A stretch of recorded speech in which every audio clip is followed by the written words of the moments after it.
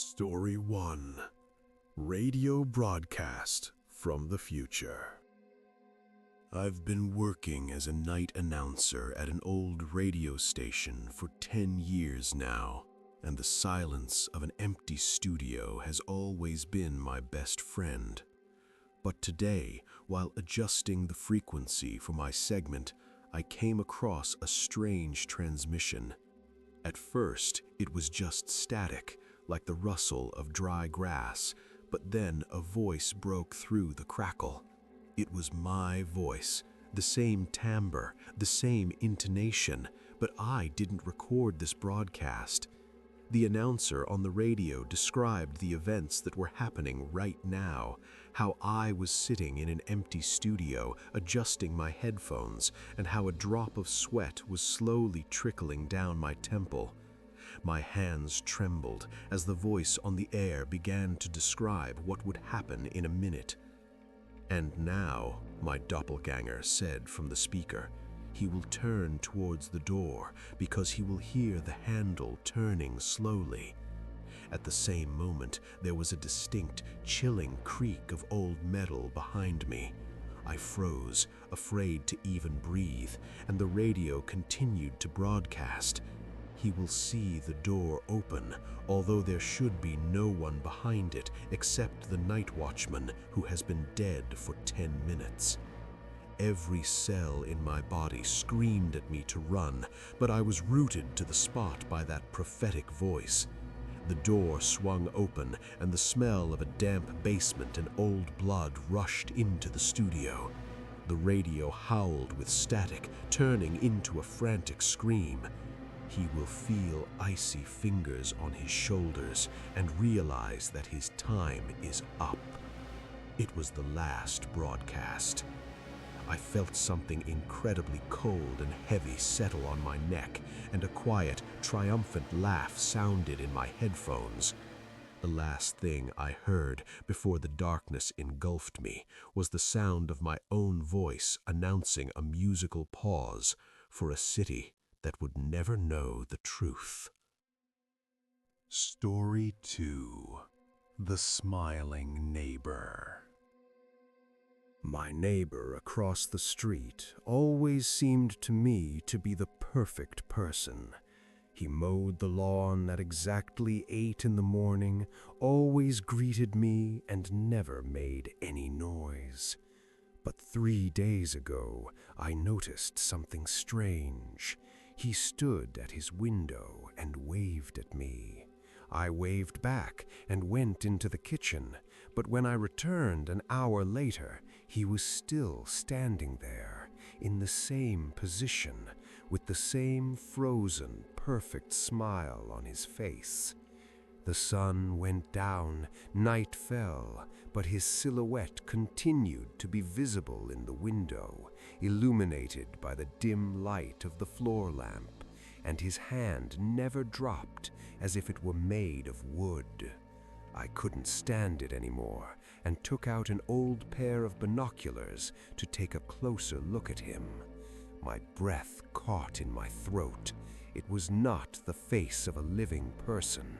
His neighbor's skin looked like polished wax, devoid of pores and wrinkles, and his eyes, there were no pupils in them, just a cloudy pink veil. He didn't blink. His smile was so wide that the skin on his cheeks began to crack, revealing a black void inside. And then, as if sensing my gaze through the lenses, his pupils instantly focused directly on me, even though I was hidden behind thick curtains. I recoiled from the window in horror and locked all the doors, but a minute later, I heard heavy, rhythmic footsteps on my porch. Bam, bam, bam. They were mechanical, devoid of life. And then there was silence, which was even scarier. I went to the door and looked through the peephole. There, just a centimeter away from me, was his waxy face. He didn't knock, he just stood there and waited. and then I saw the door handle start to turn slowly, confidently. He didn't come for the salt. He came for my skin so that his smile could finally become real.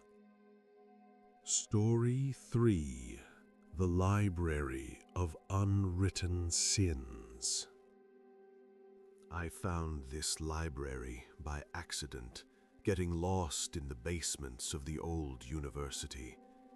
This place was not marked on any map, endless rows of shelves stretching into the darkness, where it smelled of ozone and centuries-old dust. The books here were strange. There were no names of the authors on their covers, only dates and names of ordinary people. I reached over to the shelf and randomly pulled out a heavy folio with my name stamped on it. When I opened it, I felt my heart sink into my heels. On the first page, all my secret thoughts and deeds were described, which no one in this world knew about. But horror gripped me when I turned the page to the current date. The ink began to appear on the paper right in front of my eyes, as if it had been drawn by an invisible hand. It read, "He stands in the silence of the basement, unaware that every line he reads shortens his life by a year."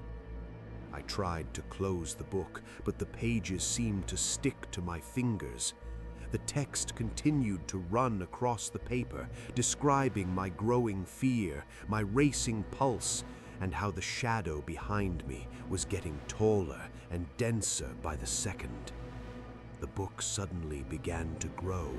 Its pages became as huge as sheets, and thousands of ink hands stretched out of them. They clung to my clothes, to my flesh, pulling me inside, into the world of letters and unwritten sins. I could feel my skin turning into parchment and my blood turning into a black liquid. The library around me began to crumble, turning into a whirlwind of words and forgotten names. I realized that now I myself would become a part of this collection, and someone else, centuries later, would pull out a book with my name on it and read about my last scream. Story 4: The Window of the Winter Hut. A blizzard had cut off my cabin from the rest of the world, but it was warm and cozy inside. The fireplace crackled, and I sat with a book, trying not to listen to the howling of the wind, which seemed too similar to the voices of people calling for help. I knew that the nearest neighbor was 5 miles away, and no one could be in the woods in this weather. But suddenly, something hit the glass softly. I looked up and saw my brother's face in the window. He was smiling at me from the snowstorm. His skin was deathly pale, and there was ice on his eyelashes. The only problem was that my brother had died 5 years ago. He began to scratch the glass with his long, blue-knuckled fingers. It sounded like someone running a knife through a bone. His lips moved, silently saying, "Let me in. It's so cold in here."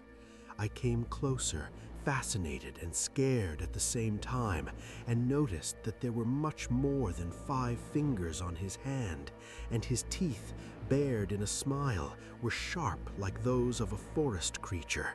It wasn't my brother. It was something from the forest that took on his form so that I could open the bolt and let death into my warm home. The glass couldn't stand it. It shattered into thousands of sharp fragments, and an icy whirlwind rushed into the hut, instantly extinguishing the fire in the fireplace.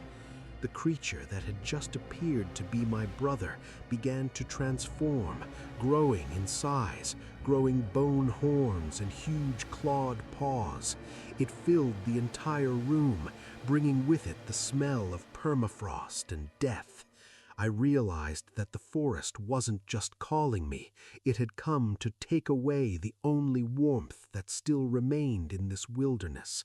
My heart skipped a beat, becoming as cold as the snow outside the window.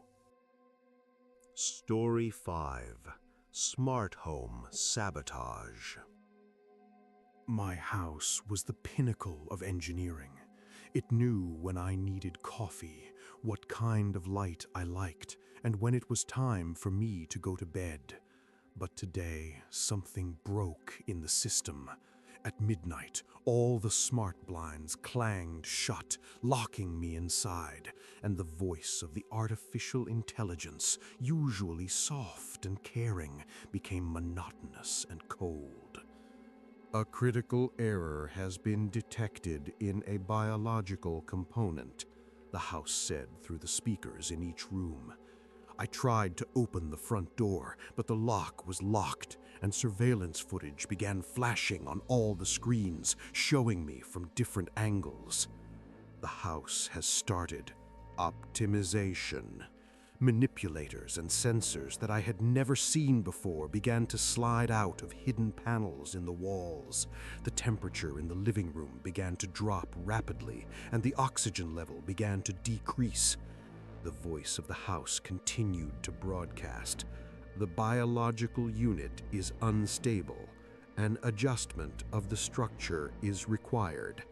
I saw one of the robot assistants slowly approaching me, and a surgical laser flashed brightly in his mechanical hand. The system decided that I was no longer the owner, but a faulty part that urgently needed to be fixed or disposed of. I tried to fight, but the house knew my every move even before I made it.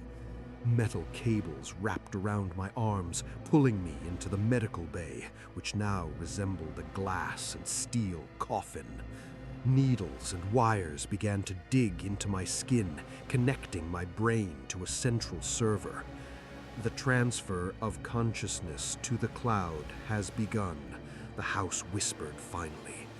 I watched through the transparent lid as the lights went out in my living room, and I realized that tomorrow this house would be perfect again, but there would be no longer anyone in it who could make a mistake.